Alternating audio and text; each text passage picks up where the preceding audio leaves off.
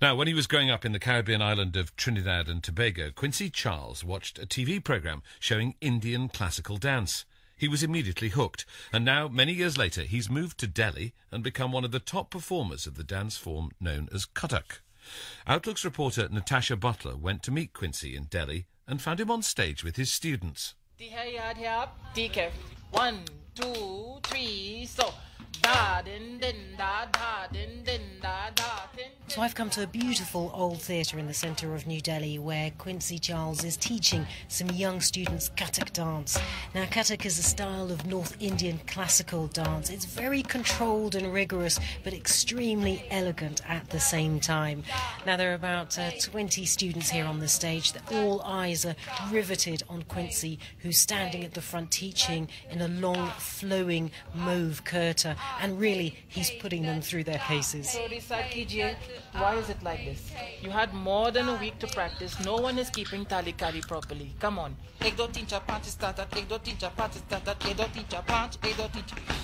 What's extraordinary about watching Quincy, the fluidity of his movements and expertise, is that he's not actually from Delhi or Mumbai, or in fact, even India. How does someone from Trinidad and Tobago end up in the middle of New Delhi teaching Kathak dance? If you go to Trinidad, you'll see it's a great mix of cultures, and especially that of Indian and West African culture.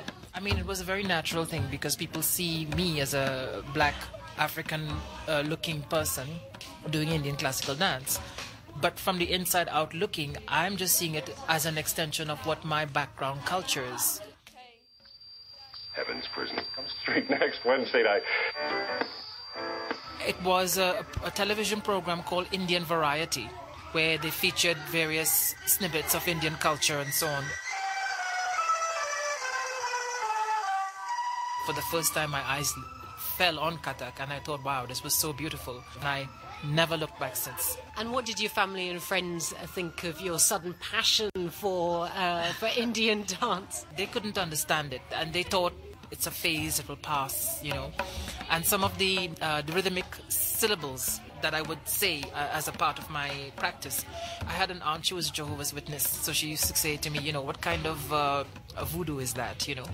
So it was quite, it was quite funny. But now they've come to understand it's very much a classical form of dance, and a very beautiful one at that too. As a teenager in Mayaro, Quincy spent his spare time learning classical Indian dance. Despite his dedication, his family still thought it was just a passing hobby, as his mother Judith told me over the phone. At that time, like all parents, you know, you thought, oh, it's just one of those things that will blow over.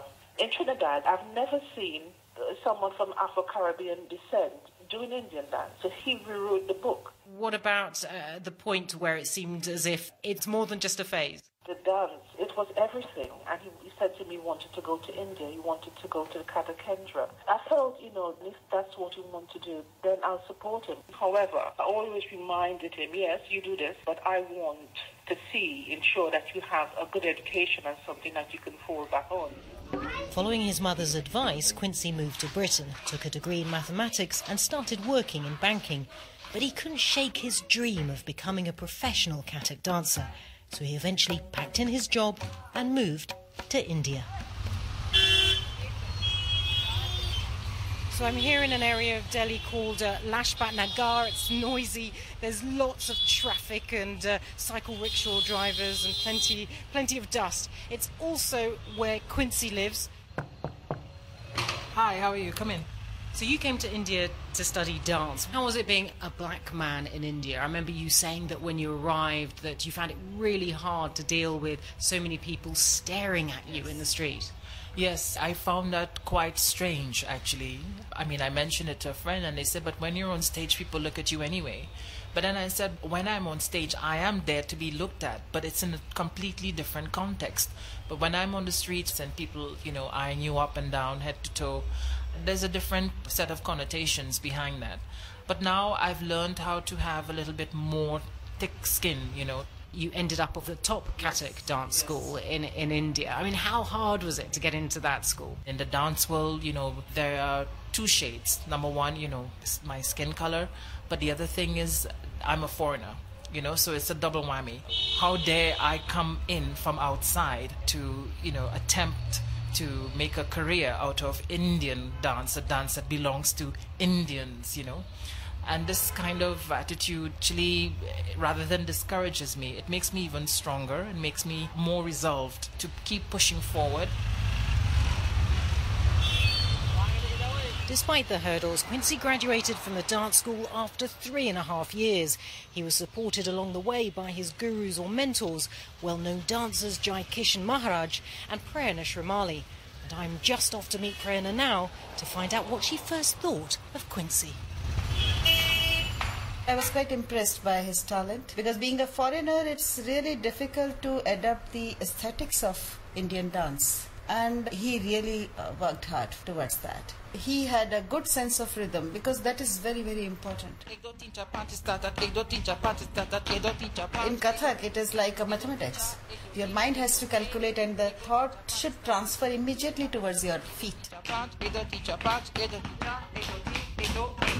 He can dance fast and he has a very tuned body. So all these elements make good dancer.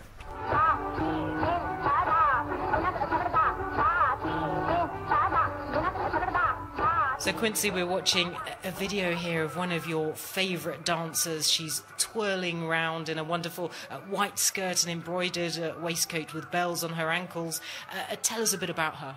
Well, Roshan Kumari ji was one of the leading pioneers of doing pure classical dance in Bollywood films.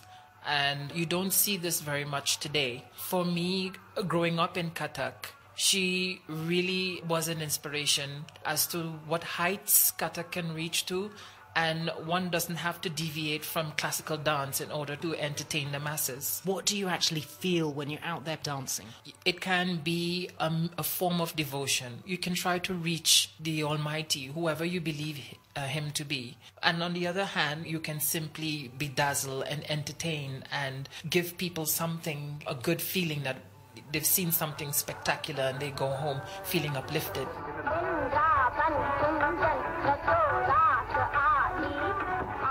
Today, Quincy performs regularly in India.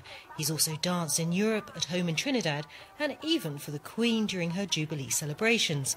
But there's one place he'd like to dance more than anywhere else. More than anything else, I would really love to perform pure Kathak in a Bollywood film. Do you think you'll ever get a chance to star in a Bollywood film? I'm hoping. I'm always hopeful. Quincy Charles talking to our reporter Natasha Butler.